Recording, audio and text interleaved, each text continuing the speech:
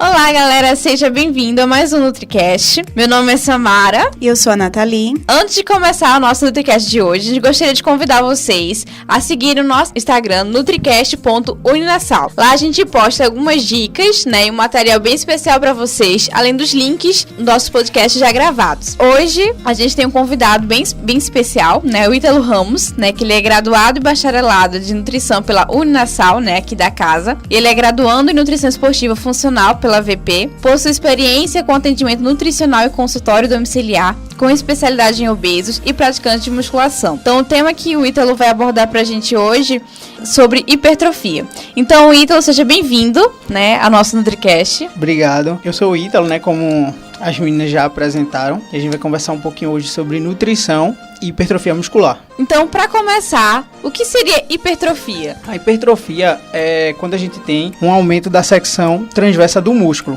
tá? Então, a gente vai ter um aumento ali das fibras musculares, mais precisamente a actina e miosina, e aí sim, a gente vai ter a hipertrofia muscular. Só que quando a gente fala de hipertrofia, a gente tem dois tipos, que é a sarcoplasmática e a miofibrilar, tá certo? A sarcoplasmática é quando a gente contrai o músculo e a gente tem um acúmulo de líquido naquela região, um maior fluxo sanguíneo, o conhecido PUP, um edema que forma naquela região. Porém, isso ocorre de forma transitória, diferente da miofibrilar, que ocorre de forma permanente, que é o aumento da síntese de proteínas, que é a que a gente tanto está buscando. E, Ítalo, quais são os fatores determinantes? Os fatores determinantes, para a hipertrofia muscular é o estímulo do treino. A gente vai procurar um treino que coincida com o nosso objetivo, que é a hipertrofia muscular. Então a gente deve procurar um treino resistido, treino de força, mais precisamente musculação. A gente também tem o CrossFit, mas o CrossFit acaba sendo uma variedade. Ele não é tão específico só para hipertrofia muscular. Outro fator importante é o nutricional, que a gente vai precisar de uma dieta hipercalórica, com proteína, carboidrato e gordura adequado, tá? E também um ambiente hormonal favorável, Aí a gente vai ter vários hormônios, como a testosterona, que acaba estimulando a transcrição gênica, E a gente vai ter uma maior síntese proteica, além de a própria testosterona inibir a degradação proteica, por inibir a atrogin e MUF1, tá? Que são mediadores aí da quebra da proteína. E vamos ter outros hormônios, como a insulina, que é mediado pelo carboidrato, o GH, o IGF-1 também, que estimulam a síntese proteica por sinalizar a via AKT-mTOR, que também é importante, para que a gente obtenha a hipertrofia muscular, tá? E também o cortisol, que vai favorecer as adaptações do treinamento.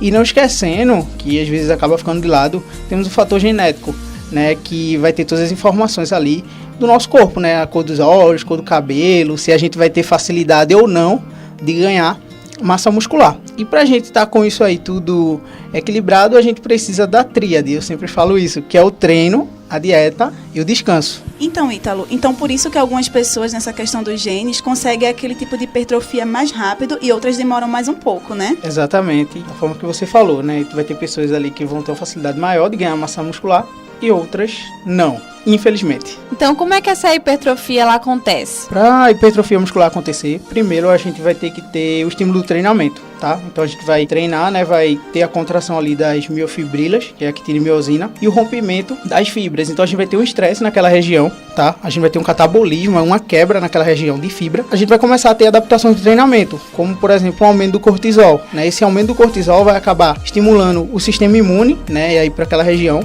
Então a gente vai começar a ativar células satélites e essas células satélites vão começar a se diferenciar em mionúcleos, tá? Aumentando a capacidade de síntese proteica daquele tipo de fibra ali, que é a tipo 2, que a gente trabalha quando está fazendo contração muscular. Além disso, a gente vai ter também uma maior capacidade de recuperação por conta dessa maior quantidade de mionúcleos. Tá? Então a gente precisa dessa adaptação do treinamento. Ô Ítalo, como é que a nutrição ela pode influenciar na hipertrofia? Então a nutrição, como eu sempre falo, são os blocos construtores, para a hipertrofia acontecer. Então a gente precisa romper, ter toda aquela adaptação no treinamento para depois vir os blocos e construir esse músculo, tá? E aí a gente vai lembrar que a gente precisa de uma dieta com um saldo energético positivo. Seria uma dieta que você consome mais calorias do que você gasta, Principalmente essas calorias provindas do carboidrato, porque aí a gente vai conseguir favorecer os hormônios anabólicos, como eu falei, insulina, GH, testosterona, né? E aí causando uma maior sinalização para a cadeia mTOR, estimulando assim síntese proteica posterior e hipertrofia muscular. Além disso, a insulina, ela aumenta os transportadores de GLUT4, que estão presentes no músculo e no tecido adiposo. Só que depois do treinamento, a gente vai precisar mais de glicose no músculo, né? A glicogênio sintase ali vai estar faminta para pegar essa glicose. Então, quando a gente tem um estímulo de insulina ali depois do treinamento, a gente vai ter mais transportadores do tipo GLUT4 na célula muscular, facilitando assim a captação de glicose pela célula muscular, tá? Então aí a gente vai ter uma maior capacidade de síntese de glicogênio, né? Quando a gente consome uma dieta com uma quantidade de carboidrato interessante, né? E essa síntese de glicogênio acontece tanto no músculo quanto no fígado. Porém, a do fígado serve apenas para controlar a glicemia ali quando a gente passa alguns períodos de jejum, diferente da muscular, que vai ser usada no momento que a gente for contrair, né? E aí a gente tem que lembrar que quando a gente vai fazer a contração muscular, a gente vai utilizar ATP, que é a moeda energética do nosso corpo, tá? E a gente vai quebrar esse ATP. Esse ATP vai precisar ser recuperado, tá? E para a gente recuperar esse ATP, a gente vai usar a via glicolítica e a ATP-CP. Por quê? Porque a fibra muscular que a gente vai romper durante o treino resistido, né, o treino de força, é a tipo 2. E essas vias são a que vão fornecer essa energia aí no momento da contração muscular, né, essa ressíntese de ATP. Tá? Então, por isso é muito importante a gente ter uma dieta que tenha uma quantidade legal de carboidrato, né, que vai girar aí em torno de 50%, 60% das calorias totais da dieta. Né? Não só proteína, né? Como a maioria das pessoas praticantes de atividade física sempre foca, né? O carboidrato, às vezes, ele é meio discriminado. Exatamente, né? E aí a gente vê a importância do carboidrato, até mesmo ter um efeito poupador de proteína. Então, quando a gente tem uma dieta que tem uma quantidade legal de carboidrato, a gente evita que a nossa proteína que a gente já tem no nosso corpo, né, a muscular, ela seja degradada, né? E aí esses carboidratos, vale ressaltar que deve ser de fontes, as fontes devem ser as mais naturais possíveis, né? Cereais integrais, frutas, raízes, arroz, feijão.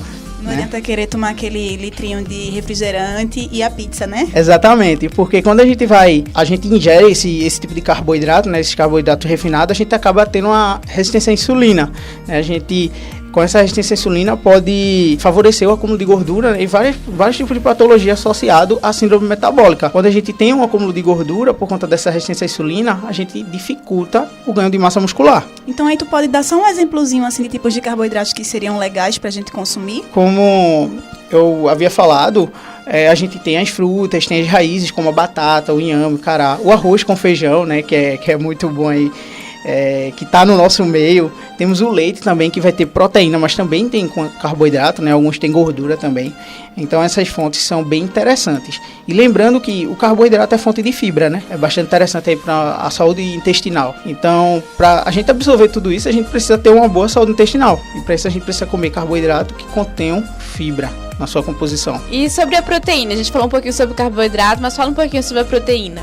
A proteína é muito importante, né, para que a síntese proteica aconteça, né? A gente precisa dos aminoácidos ali, a gente vai consumir a proteína, ela vai ser degradada, né, e a gente vai absorver esses aminoácidos, né? Então a gente precisa de um balanço nitrogenado positivo, que é uma síntese de proteínas maior que a degradação.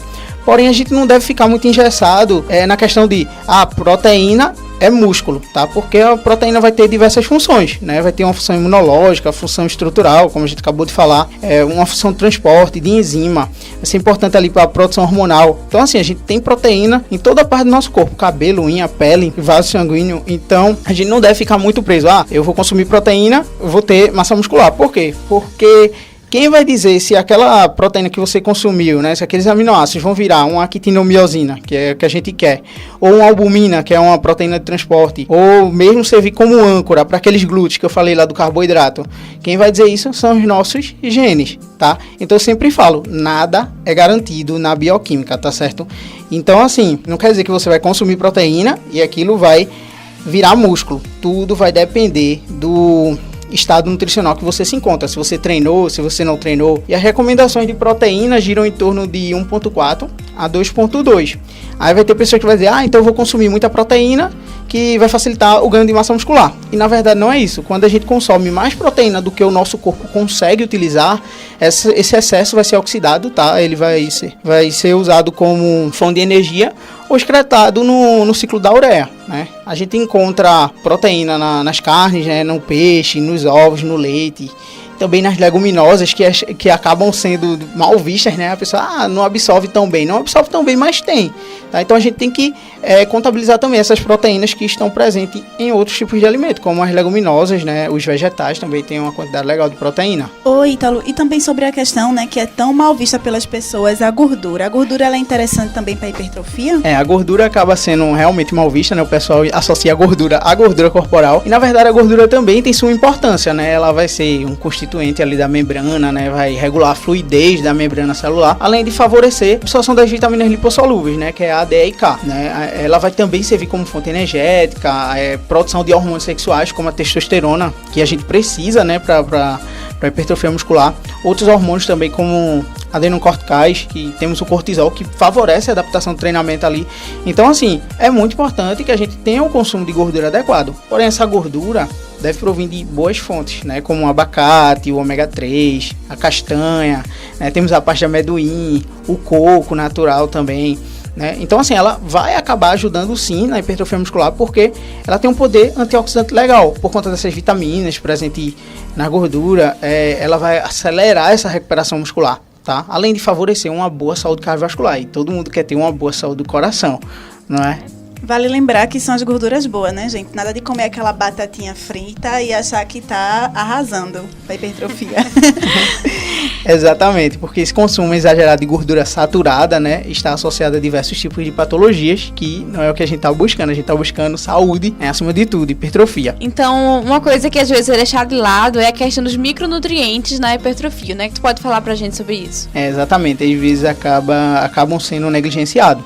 Diferente dos macronutrientes, os micros, eles não possuem calorias, tá? Mas eles têm diversas funções no nosso corpo, tá? Só pegando um link aí que você falou que os micros, eles não possuem calorias, então, para deixar bem claro para aquelas pessoas que muita gente na academia fala, eu tomei um suplemento vitamínico e engordei.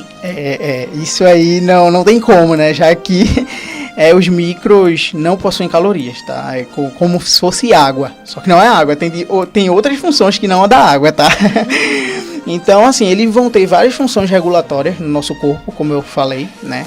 Ele é essencial para o bom funcionamento do nosso metabolismo energético, seja para contração muscular, para síntese de proteína que a gente tanto está buscando, né? Para respiração celular, né? Na mitocôndria, sistema imune, que é muito importante, né? A gente tem uma saúde boa para a gente treinar. Então, assim, é essencial a gente ter esses nutrientes na nossa dieta. E a gente vai encontrar eles nas frutas, verduras, laticínios, raízes, carne. Em todos os alimentos a gente vai ter esses micronutrientes, tá? Aí vai ter pessoas que vão dizer, então eu vou suplementar e tá tudo ok, né? Vou comer só os macronutrientes. E aí quando a gente vai olhar a literatura, eles mostram que a absorção desses micronutrientes presentes nas frutas, nas verduras e nos alimentos é muito maior do que a suplementado. Aquele que a gente suplementa às vezes não é tão biodisponível não, né? Além de as frutas e as verduras conterem também fibras, né, que vão ajudar no nosso intestino, antioxidantes, fitoquímicos que vão ajudar na saúde global, além de ajudar também na recuperação muscular. Então é muito importante que a nossa dieta seja muito diversificada para a gente ter essa quantidade adequada de micronutrientes sem precisar suplementar. Suplementar é só em último caso se o paciente apresentar uma deficiência. No caso a gente está falando da questão de suplementação de vitaminas, não é isso? Exatamente, né? Esse tipo de suplementação que você acabou de falar, só em caso de deficiência. Se um paciente tem deficiência de vitamina D, aí a gente vai lá e suplementa vitamina D, né? Especificamente a vitamina D. Não precisa ser todas as outras vitaminas, tá certo? Certo. Só pegando um pouquinho esse teu link sobre suplementos, tem como tu falar pra gente sobre os suplementos que são mais utilizados para hipertrofia? Hoje, no mercado da suplementação, a gente vai ter vários tipos de suplemento, né, que prometem muitas coisas, mas muitas promessas dessas não coincidem com os resultados, tá?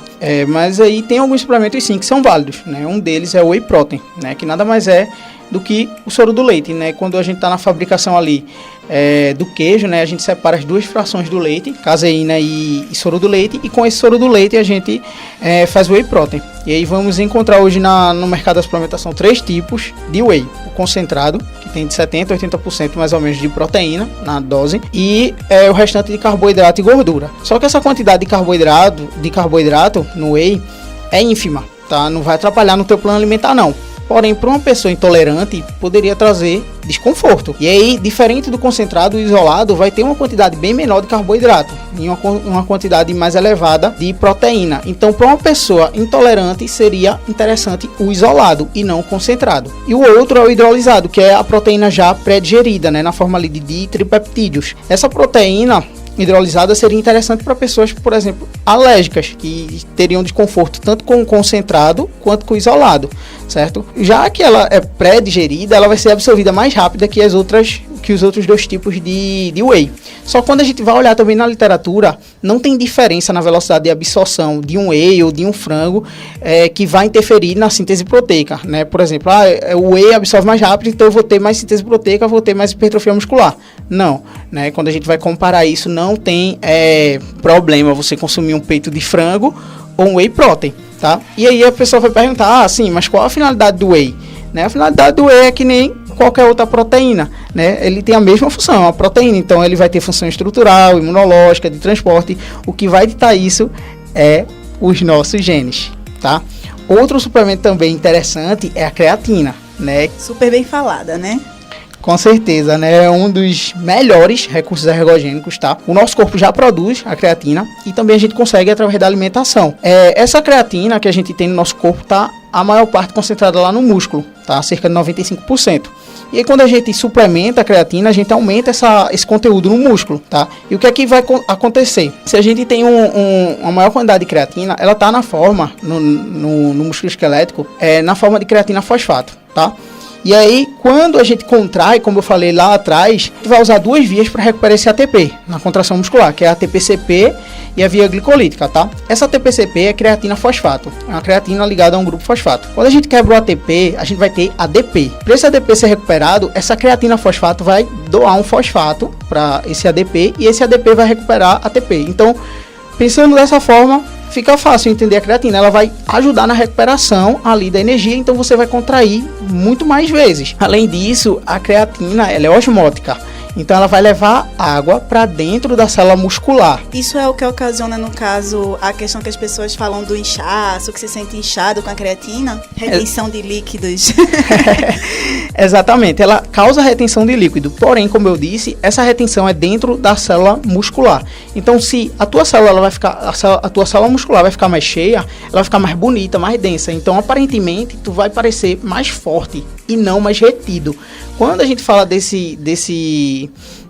retenção extracelular, é uma dieta desorganizada, é excesso de fast food, de sal, tá? E isso vai causar esse tipo de retenção extracelular e não a creatina. A creatina, como eu disse, é dentro da célula do músculo, tá?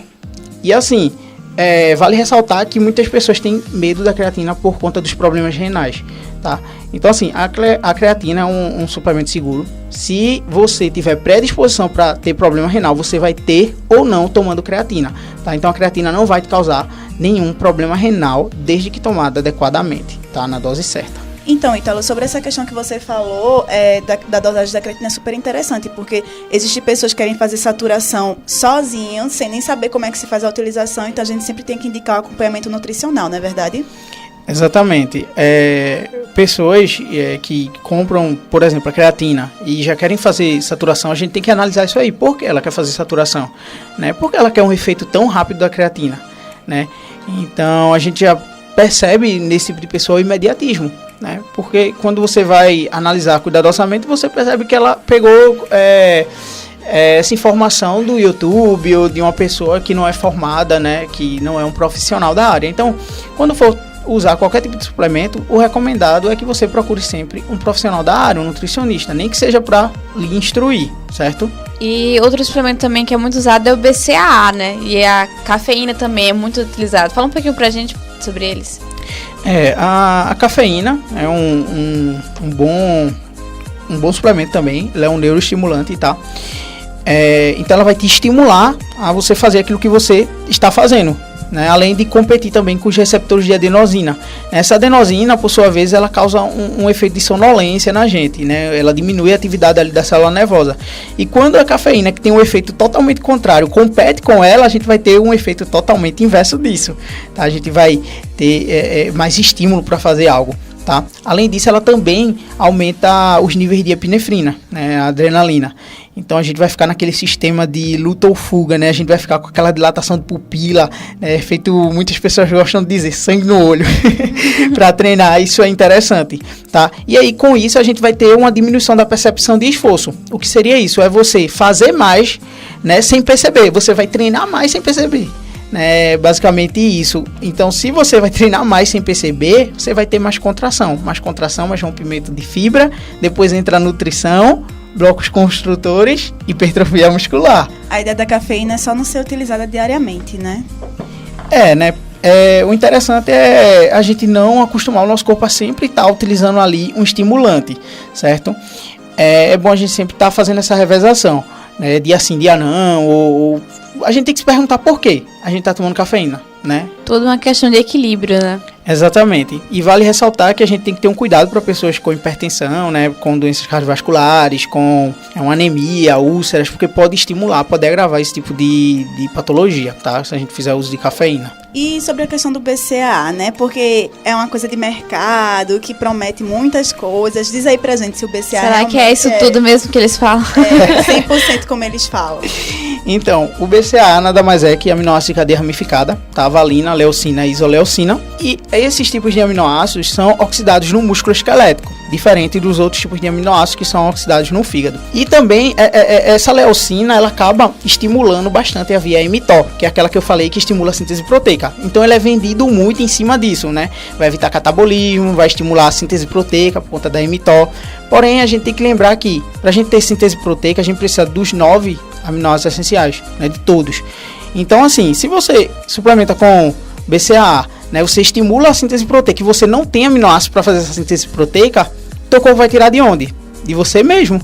Você pode aumentar até a degradação muscular por conta de uma síntese muscular dentro de você. É meio louco, né? Mas acontece isso, pode acontecer, tá?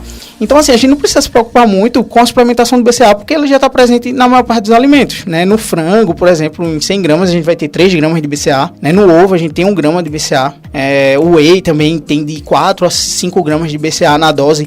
Então, quando a gente vai olhar na nossa dieta, já tem uma quantidade muito interessante de BCAA, de 20 a 25 gramas, que é o interessante para a gente ter hipertrofia muscular já. Então, não precisa a gente suplementar, né? Não vai ser 3 gramas que vão fazer diferença. Porém, existem alguns tipos de patologias que podem se beneficiar do uso do BCAA, né? Uma pessoa com fenilcetonúria ou uma doença hepática que tem problema ali para oxidar outros tipos de aminoácidos, né? Uma deficiência proteica. Ou então, uma pessoa também com a dieta vegana também. Possa ser que sim. Só que quando a gente fala do vegano, o próprio arroz com feijão vai ter o BCAA, né? Quando a gente faz essa combinação aí de cereal e leguminosa, a gente já tem uma quantidade legal de BCAA, certo?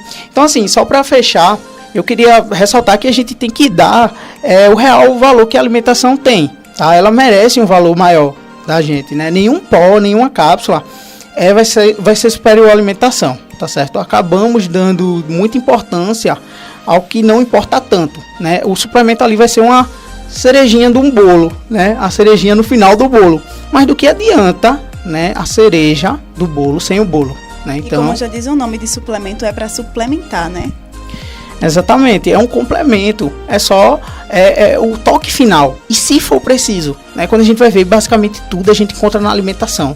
Só alguns suplementos, por exemplo, a creatina, que a gente precisa realmente aumentar esse estoque através da suplementação. Mas a outra maior parte a gente consegue através da alimentação. E a gente fica sempre buscando suplemento, e não vê que está na nossa frente. É o mais fácil. Só que parece que a gente quer o mais complexo primeiro. A gente não quer o mais fácil. É mais fácil, mais barato também, né? Em alguns casos. Exatamente, está na nossa frente. Então, gente, obrigada, né, por mais um NutriCast, né? Agradecer ao nosso convidado, ao Ítalo Ramos, né, por participar. Eu que agradeço, tá, pelo convite, por estar podendo compartilhar esse tipo de informação com vocês. Só para encerrar, né, mais uma vez, né, divulgando aqui o nosso Instagram, nutricast.uninasal, né? Sigam lá. E também, só aproveitando, para vocês seguirem o nosso nutricionista, que se chama Ítalo Ramos Nutri, no Instagram, tá? E o nutricast.uninasal. Agradecemos a vocês e até o próximo programa.